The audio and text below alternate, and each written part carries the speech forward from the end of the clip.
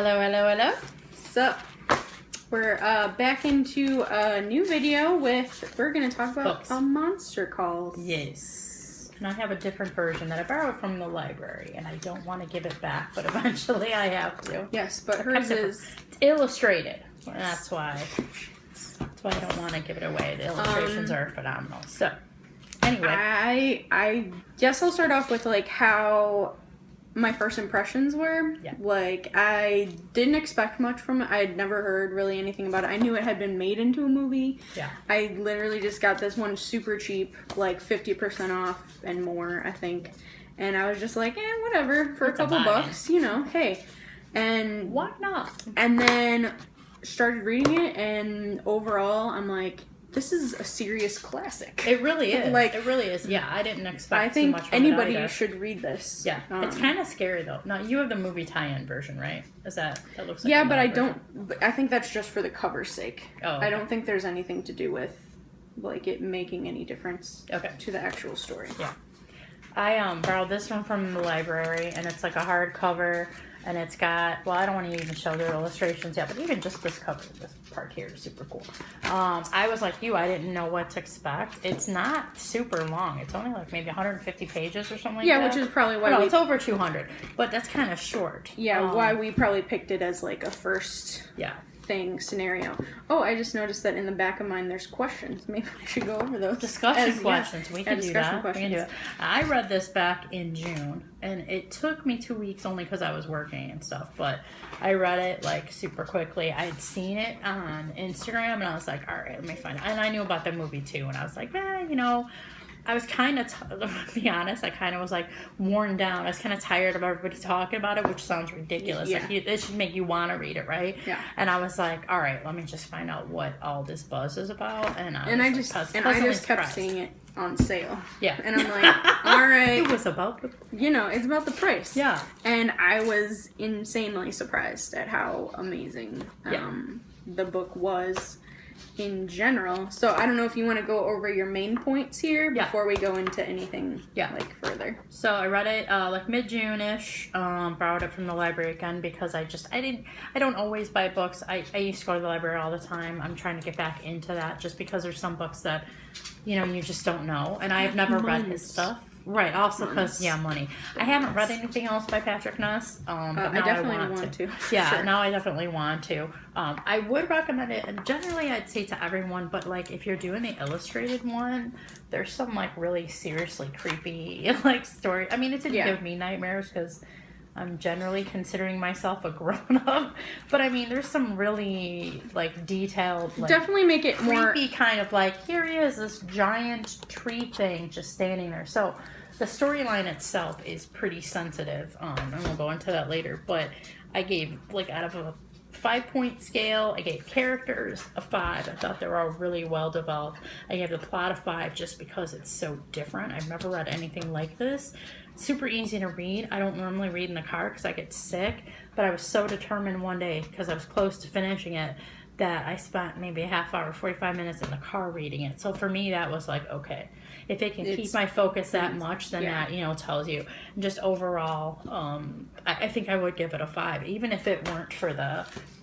pictures are just a bonus, but I'd still give it a 5 regardless. Yeah, and I just read it straight words, and it was no photos all up here, all in the brain, and it was just incredibly well written. Yeah. I know that it was also the main concept was from a different author, and Patrick Ness took it on to try to finish the book for her. Because I think she passed away. I think that was the situation. And I have not read anything by her either. Siobhan Dowd is her name. Yeah, I have not read anything by her either, so I can't... Yeah, I don't know who she is. I can't really compare, whose style is whose kind of thing, and, so it made it seem like she had already, basically had a concept, I think, for it, is what it sort of says in the beginning. Yeah. So I think, so she had the characters, a premise, and a beginning, and then it says she unfortunately didn't have time. So Patrick Ness was the one that ended up finishing it, so I think he never even met her. I think he was just so inspired by the thoughts he was a big fan of hers, I think. And she had written 4 other books. Prior. Yeah. 2 published in her lifetime and 2 after she died. Oh. Okay. But that's interesting. I didn't realize that. I mean, I'm sure. So I don't know if this one is included in the 2 after. I'm guessing not. This says here this would have been the 5th book. Okay. Yeah. So then technically 3 after she passed. Yeah, including that's actually pretty amazing when you think about that, though. That she left such a mark that people wanted to pick up where she left off. Yeah, that says a lot about her. Whatever out of both of them had created the story, I will definitely have to read both of them to kind of dissect who was more sort of in it. Yeah. But in general, props to her original creation and Patrick Ness for like rolling with it. Yeah. Because it pretty much feels like a classic book, like a classic story that like should have just always sort of been there, like one of those like a Tom Sawyer like esque like one of those books that you need to read. I think like it'll probably. I think everybody should read this. I really do. I feel like it should eventually. Put this in high school curriculum. Yeah, I was just like, gonna say like a school curriculum type of book. I think it could, because it just has like everything in there. It teaches you a lot about yourself and your own feelings of, like it says, love and loss and hope and mortality. Yeah.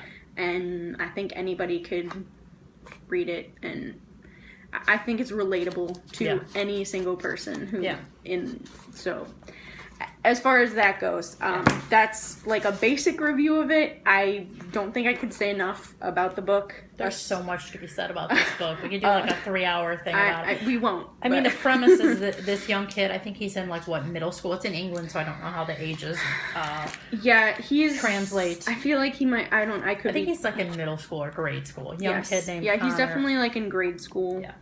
And his mother is gravely ill. He's being bullied at school because I actually don't remember. It's been a couple months since I read it. But he's being bullied because of her illness. Okay. I think is horribly cruel. Yeah. Like, how would you make fun of a kid because of what's going on in their family? Like, I don't know. I can't remember if he was being bullied slightly beforehand or not. But like, I know a lot of it has been more based on that. Yeah. Because it's not a spoiler, but like his father had left when he was young. That was told in like the first chapter. Yeah. Like his father is gone. So it's just him and his mom. His mother is sick. And trying to take care of him, and he's basically taking care of himself. Yeah, he's pretty much and like so it's just him trying to like get a grasp, being that young, like how his life is going to like continue this way, kind of thing.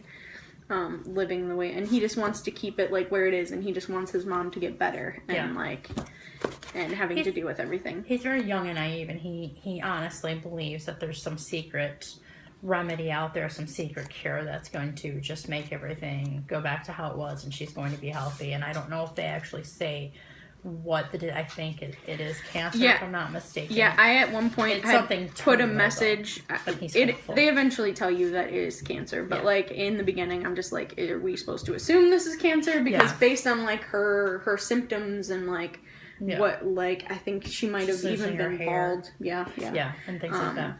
So that's what it sounded like. It's I think that's it as far as like a basic review. I think we'll probably go into spoiler warnings at this point, because we kind of like want to go over our own personal notes about it.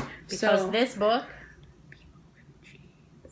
seriously, it really is. I bought this just for videos because I'm that fool.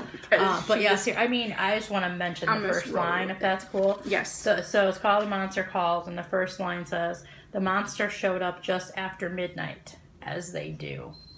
It seriously still gives me chills. And it's, like the hair on my arm just stood up. I'm like, okay, buckle up, because here it comes. Seriously. And like that just kind of sets the tone for the first thing. You're like, all right, this is not some lightweight fluff within these pages. Like there is a lot of serious things that are going to happen.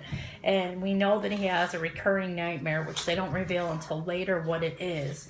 But, you know, this big giant, I'm going to say it because you can tell by the cover, this big giant tree thing appears and starts talking to him. Tree. And it's a U, Y-E-W.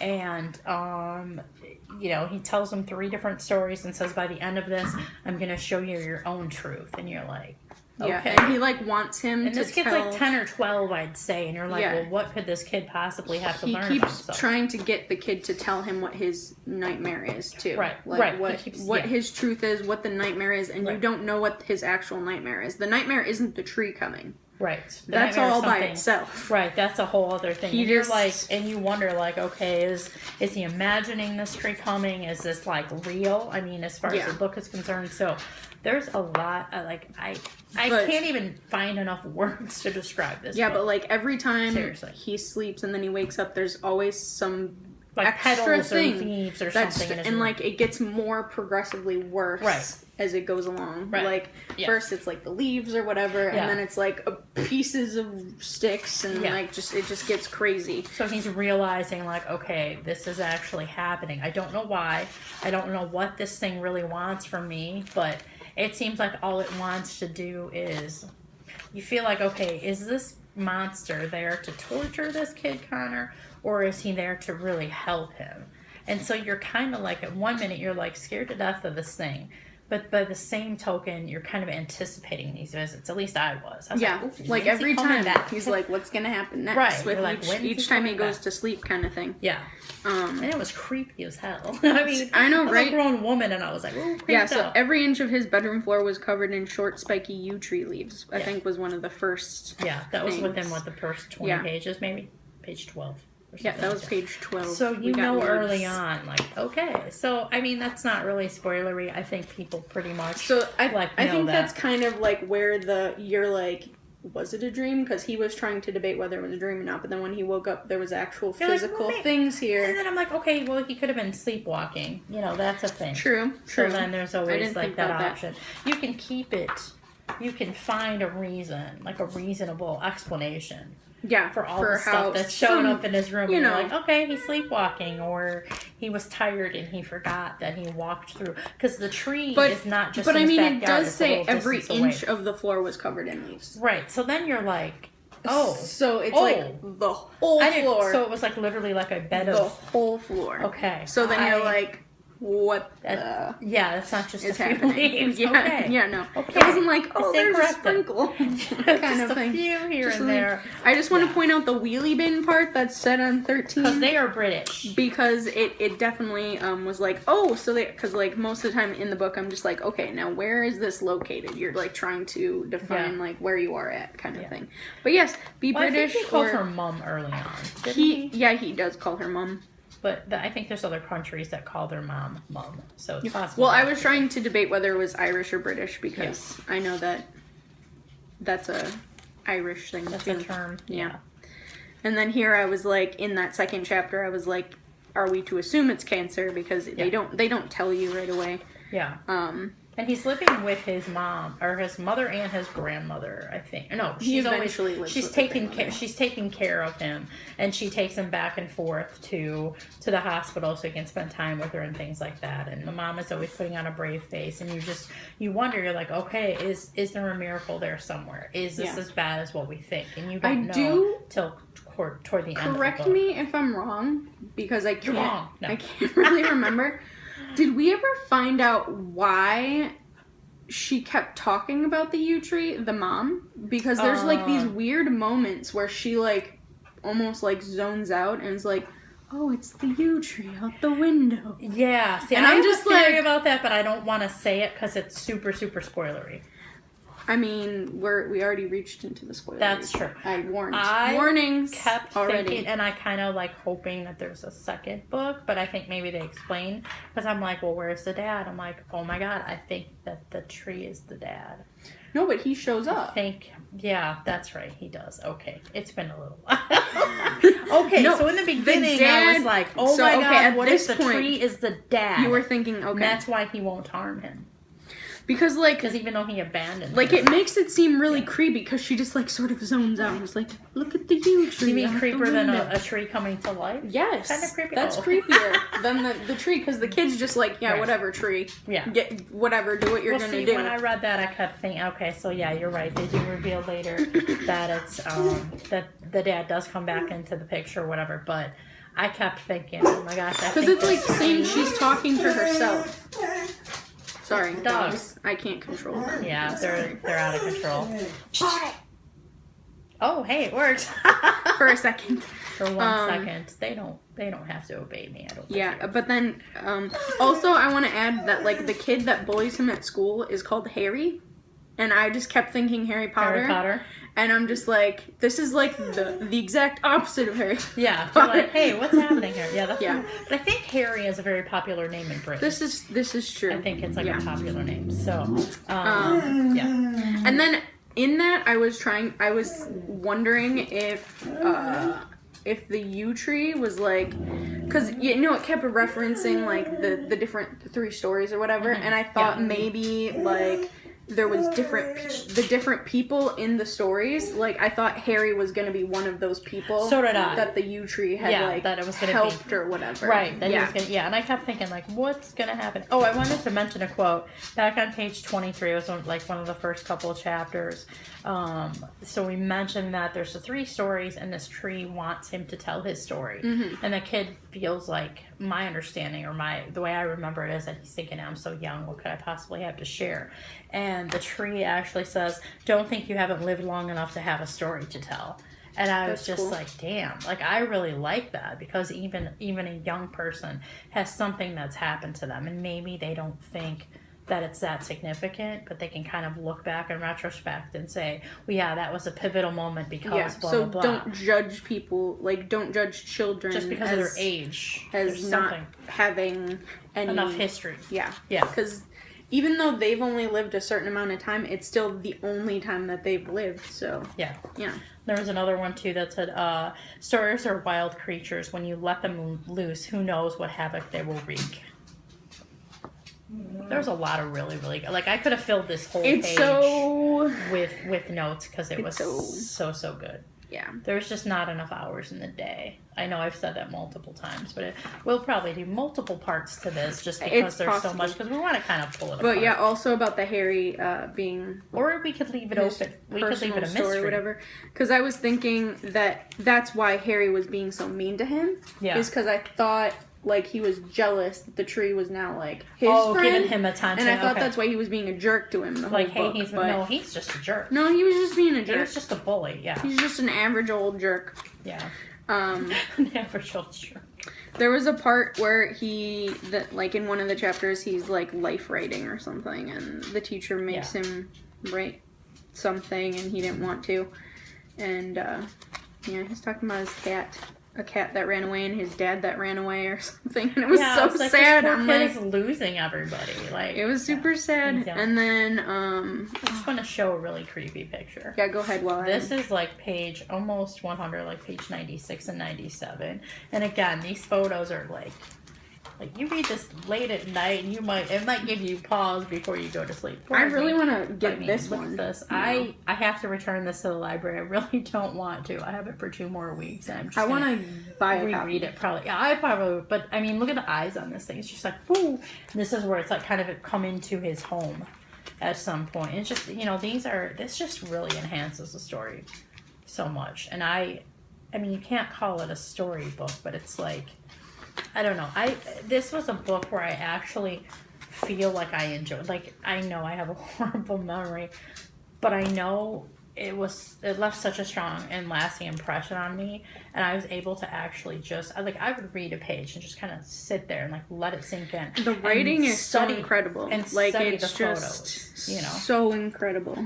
Like it's very it's like classic story writing. Genius. That's all I'm gonna say. And obviously he built on the other authors' ideas. Yeah. But still, so much of this, like the original storyline, came from her and the characters and the main Like, here's where we're, he had a starting off He took it point. to the place Right, where it's at. Exactly. It was his magic. It was his writing. His world building was like amazing. I was just like, damn.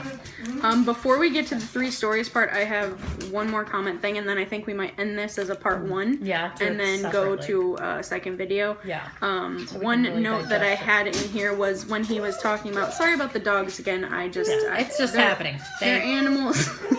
Pony, calm it down. He'll be okay. There was a point where he was talking about how he remembered the day, like, before, I think his dad had left or something. What are you laughing at, the dog? Your dog. It's not even my dog. The dog. Well, it's not mine.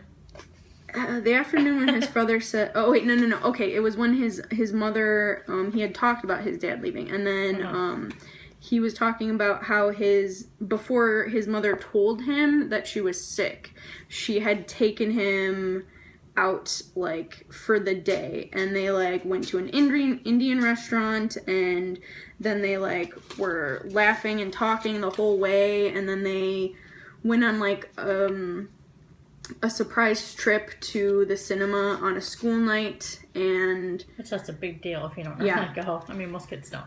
Yeah, it said... he had already seen the movie 4 times, but his mom knew she was sick, and the mom was sick to death of seeing the movie, but she still took him to see it again because he loved the movie. And they were just, like, sitting there, like, eating the popcorn and laughing and drinking buckets of Coke, they said, and then the next day, like, his mom, like, broke down and told him about it.